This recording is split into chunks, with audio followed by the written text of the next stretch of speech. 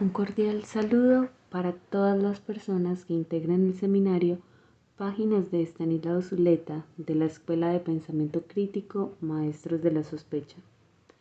En esta ocasión continuaremos abordando el libro Thomas Mann, La montaña mágica y la llanura prosaica, ocupándonos esta vez de las páginas finales del primer capítulo correspondiente a la conferencia número 1.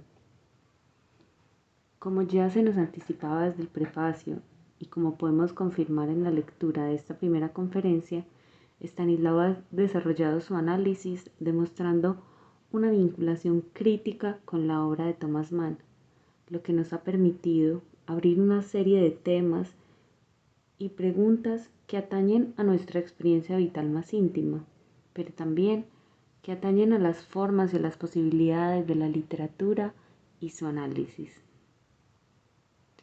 El apartado que nos convoca en esta ocasión y en general esta primera conferencia que hemos venido trabajando nos ha brindado la posibilidad del análisis de múltiples temas de suma importancia. Sin embargo, me gustaría retomar algunas ideas generales del capítulo para centrar finalmente la atención en la idea de la transformación, uno de los conceptos estructurantes tanto del análisis que Estanislao realiza de la montaña mágica y el devenir de su personaje Hans Castorp, como de la relación que el pensador establece con la literatura. La literatura, como hemos mencionado en otras ocasiones, presenta para Estanislao Zuleta un valor transformador, pero tal transformación solo tiene lugar en la conjunción de dos elementos. El primero de ellos corresponde a una obra trabajada y seria, como el caso de la montaña mágica, y el segundo elemento corresponde a un lector que desde una vinculación crítica con la obra pueda ser también un interlocutor y no meramente un receptor pasivo de información. Si uno de estos dos elementos llegase a faltar, la posibilidad de transformarse se vería reducida. Por otro lado, Estanislao señala que la obra, La montaña mágica, se encuentra construida en relación a una serie de oposiciones, dentro de las cuales la que se genera entre la llanura y la montaña será el eje estructurante de la narración. Retomando la llanura, tenemos que corresponde a las características de la vida en la ciudad, donde imperan el trabajo y el deber, la acumulación y la producción. Es el lugar de la salud, y si aparece la enfermedad, ésta se concibe como algo externo, ajeno, temible, pero respetable. Es también el lugar del progreso y la naturaleza controlada. En oposición está la montaña, el lugar de la contemplación y la introspección.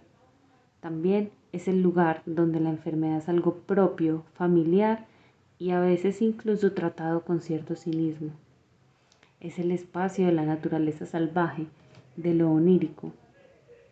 Estas dos geografías que se encuentran opuestas van a estar articuladas sin embargo por la vivencia, principalmente de Hans Castorp, protagonista de la novela, a través del viaje que realiza a la montaña para visitar a su primo Joaquín, quien se encuentra internado en un sanatorio.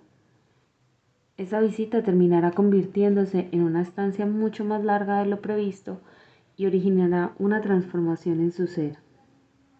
Este viaje podría estar representando el desarraigo, pero es un desarraigo que no es total, pues a medida que se desarrolla el viaje y transcurre la estancia en el sanatorio, Hans Castorp continúa ligado a la llanura y a las vivencias que constituyeron su ser desde la infancia.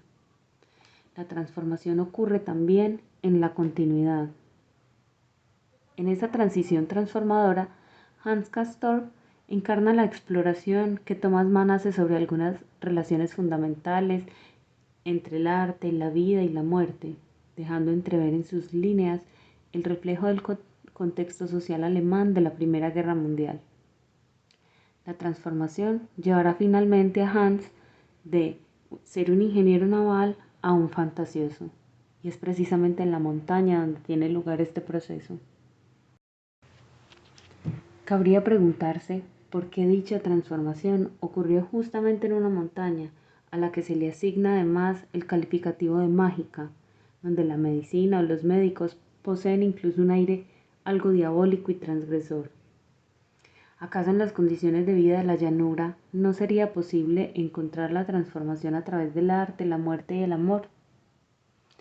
En la montaña, las necesidades materiales están cubiertas, no hay que dedicar energía a encontrar la manera de sobrevivir, y eso amplía de verdad las posibilidades de la disponibilidad de tiempo para la reflexión. Sin embargo, ya desde el inicio había quedado de manifiesto que la posición económica de Hans Castorp en la llanura era buena, así que podríamos suponer que la supervivencia en ninguna de las dos geografías habrá sido un motivo de preocupación para él. Lo que ofrece la montaña es algo más, es libertad, libertad que otorga el desprendimiento del deber. Allí, en el sanatorio, nadie espera que se cumpla algún deber, hay un aire de reposo permanente.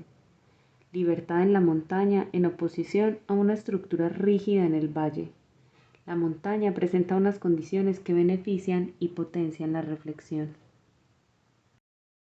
En este punto es importante volver a enfatizar el papel de la poesía como condensación, ya que es el elemento que nos permite entender un libro como La montaña mágica como una herramienta de análisis útil para la cualificación y la comprensión de nuestro ser y nuestro entorno. Dado que la construcción de dicha novela no se da de forma gratuita, apelando a un ornamento superficial, sino que se construye en la relación de oposiciones complejas, que a su vez se relacionan con otra serie de oposiciones, es nuestro deber disponer la mirada correcta para dejarnos permear. Cada obra de arte requiere de nosotros la capacidad de desentrañar su composición y su lógica. Una gran obra requiere de un destinatario que esté en la facultad de interpretarla para integrarla a su vida. Dado que la obra de arte debe ser recibida críticamente, es condición ineludible la de conquistar la libertad en el pensamiento. Es por eso que al finalizar la conferencia, esta contiene un componente pedagógico, constituyéndose a la vez como una invitación a la lectura minuciosa y exhaustiva.